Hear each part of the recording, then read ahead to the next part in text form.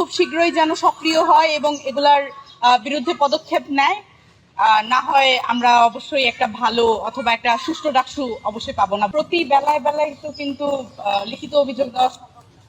আপনারা জানেন কিনা জানি না, একটা হলের নাম আমি মেনশন করছি না, ওই হলে একজন কেন্দ্রীয় ভিপি পদপ্রার্থী এবং হচ্ছে হলের জিএস পদপ্রার্থী কিছু স্টুডেন্টদেরকে নিয়ে হলে খাওয়াচ্ছিল। ওই টাইমে ওই হলেরই আরেকজন তার প্রতিদ্বন্দ্বী এসে সেটা সরাসরি প্রভোস্টকে ডেকে এনে দেখিয়ে দেয় এবং ঘুরিয়ে দেয়। তারপর পর্যন্ত প্রশাসন এখন পর্যন্ত কোনো ভূমিকা পালন করে না। ইভেন আপনারা মিডিয়ারা সেই ব্যাপারে কিছু জানেন কিনা আমি জানি না। তাছাড়া গতকালকে বা পরশুদিন খুব সম্ভবত শহীদুল্লাহ হলের থেকে 170 জন শিক্ষার্থীকে নাজিরাবাজার নিয়ে গিয়ে খাওয়ানো হয়েছে, যেটা নিয়ে হচ্ছে আপনার নিউজ পর্যন্ত হয়েছে। কিন্তু এখন পর্যন্ত আজকে 2 দিন পরে আমার প্রশাসন এখন পর্যন্ত কোনো ধরনের স্টেপ সেখানে নিতে পারে নাই।